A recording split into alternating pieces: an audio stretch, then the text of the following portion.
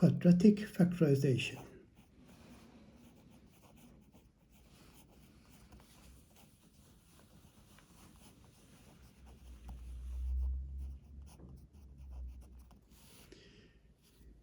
An example of quadratic factorization is x squared plus 4x plus 3.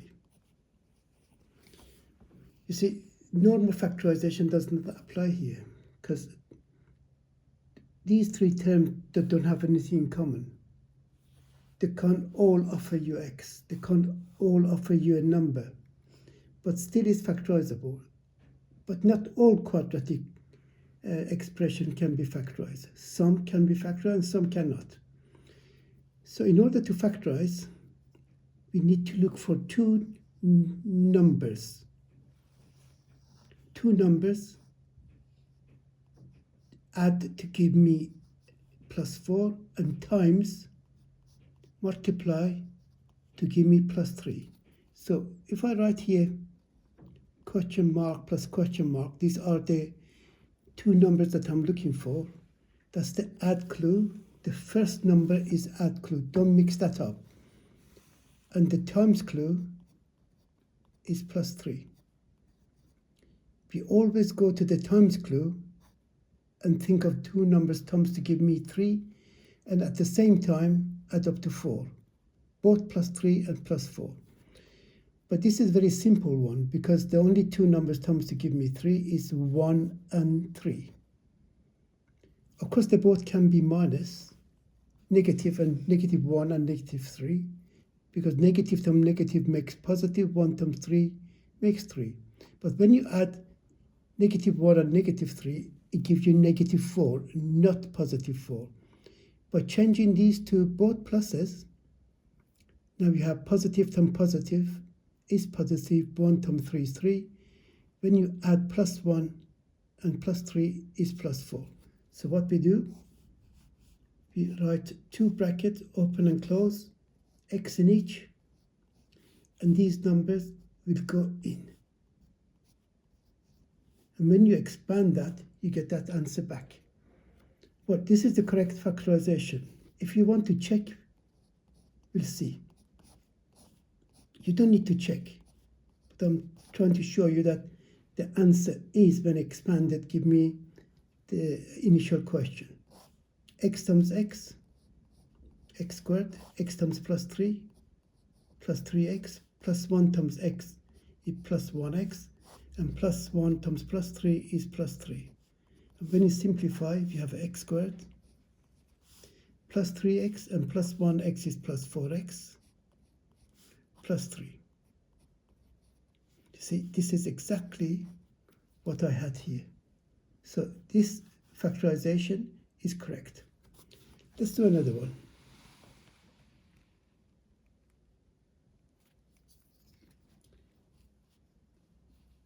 X squared minus 12x plus 20. So add clue, question mark plus question mark equals negative 12. And this is the multiplication clue, times clue. Question mark times question mark equal plus 20. Now, the combination of numbers that comes to give me 20, 1 and 20, 2 and 10, 4 and 5. But only 2 and 10 can be chosen. So when we add, going to give me minus 12. So in this case, both numbers are negative. Negative 2 times negative 10 is plus 20, and negative 2 and negative 10 makes negative 12. So these are the correct answers for this factorization. If you expand, you get that back. Another one, x squared minus 2x minus 15.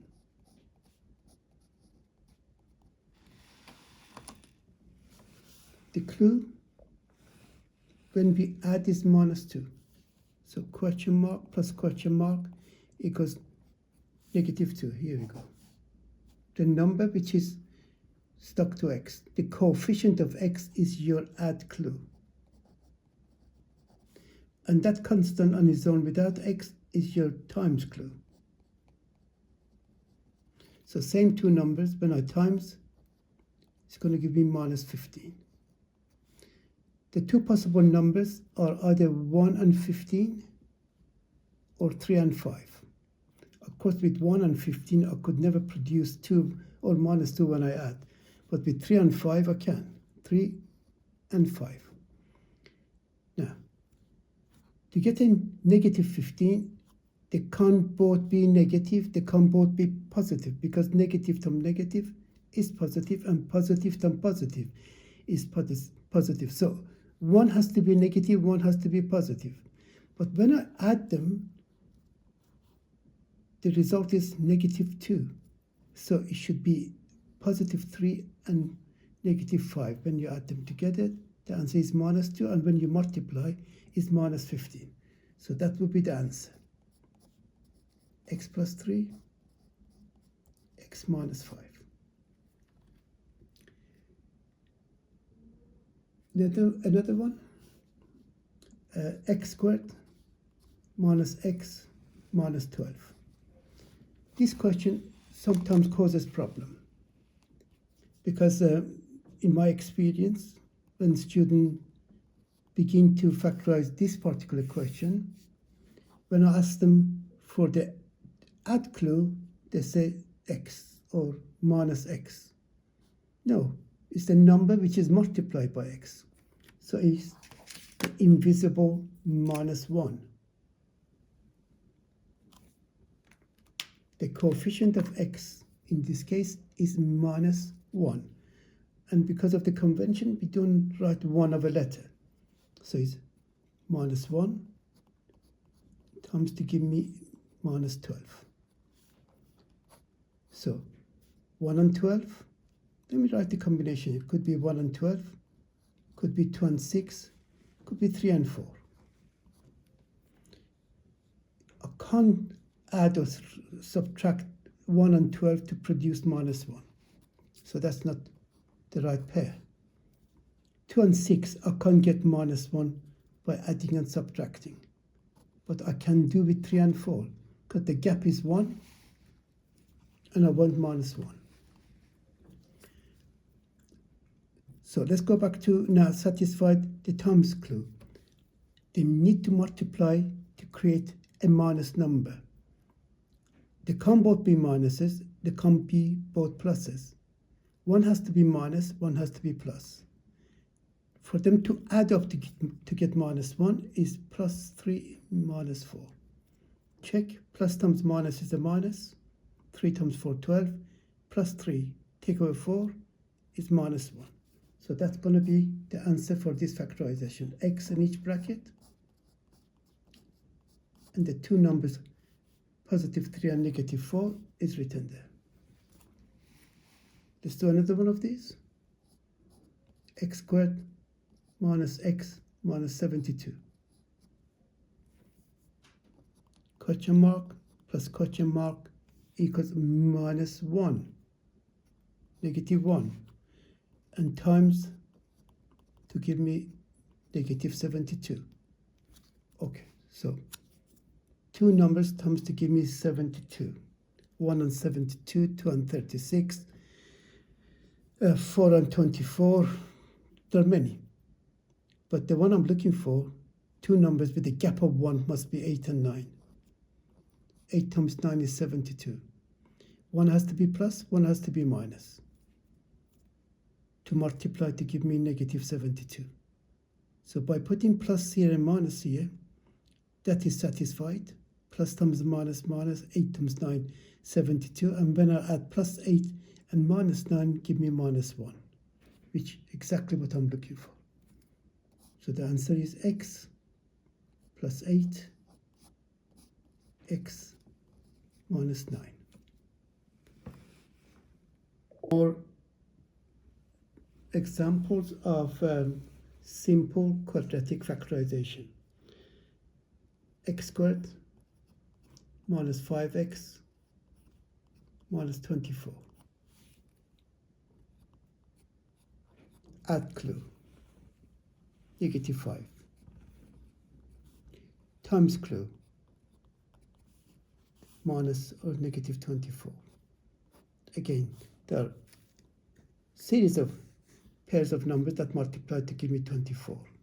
1 and 24, 2 and 12, 6 and 4, 3 and 8. Now the one I'm looking for is 3 and 8 because their gap is 5. One has to be positive, one has to be negative because the multiplication is negative. So if I put plus 3 and negative 8 here, if I add these two numbers, give me minus 5. If I had put minus 3 plus 8, yeah, these also satisfy the multiplication criteria. Minus times the plus is minus, and 3 times 8, 24. But when you add this, it gives you plus 5. And when you add this, it gives you minus 5, which I need. So this is the correct set of numbers I'm looking for. So that becomes x plus 3, x minus 8.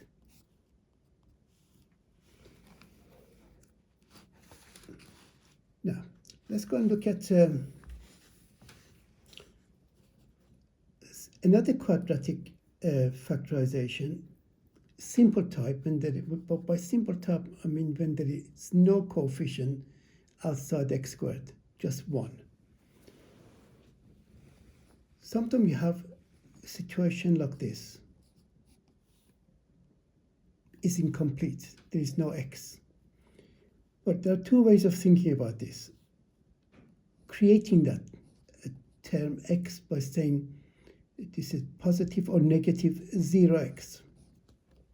The reason I said plus or minus, positive or negative 0, because 0 is the only number which has no direction.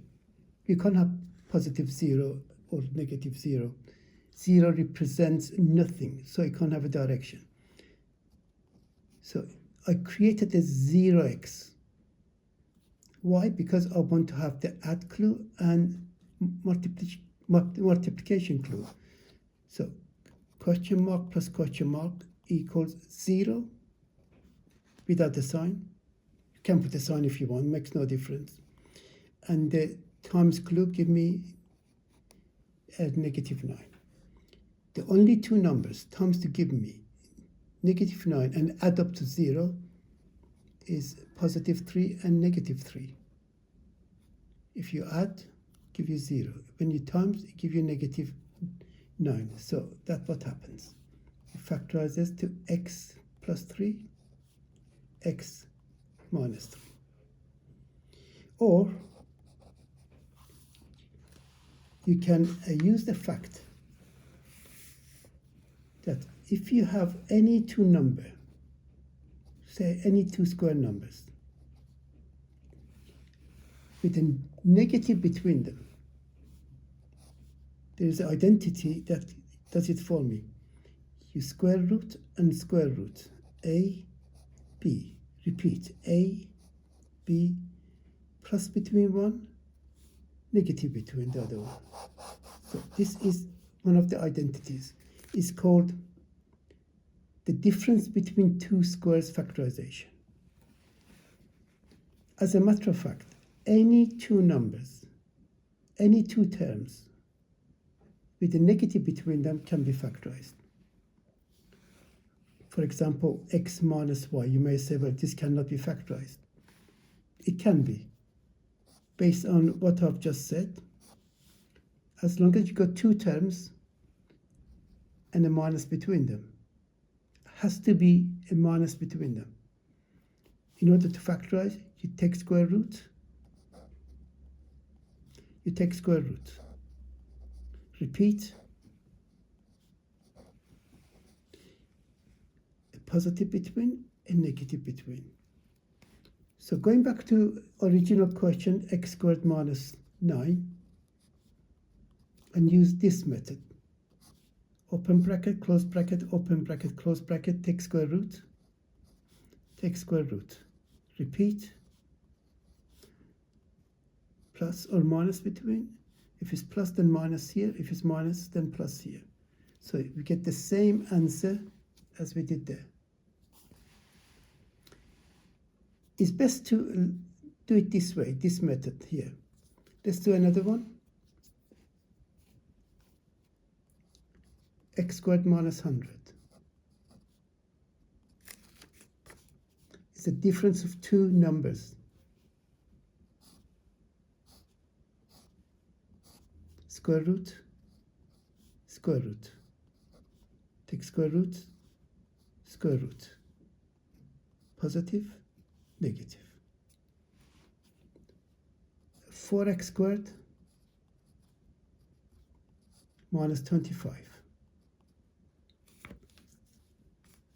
Can I factorize? Yes, there are two terms and negative between them. So go through that procedure. Take square root of 4x squared. That would be 2x. Because 2x times 2x makes 4x squared. Take square root of 25. 5. Repeat. Positive, negative. Another one. 9x squared minus, say, 5. I've got two terms. This is a square number, but this isn't. Doesn't have to be. Like the example here when I did x minus y, none of them were square numbers. They're just ordinary numbers. But the rule is the same. Take square root, 3x. Take square root of 5, becomes square root of 5. Repeat. Positive between, negative between. Usually they don't, at GCSE level, they won't ask you to factorize when one of them is not a square number. Always they offer you square numbers. So here we go, 4x squared and minus 81.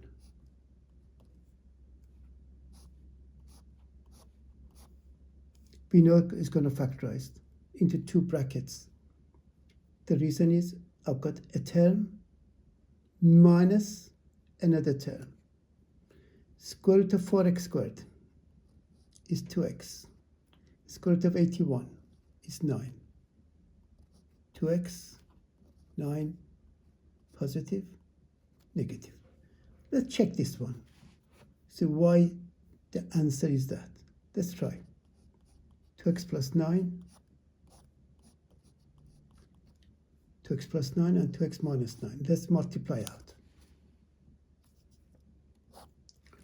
2x times 2x. 2 times 2, 4. X times x, x squared.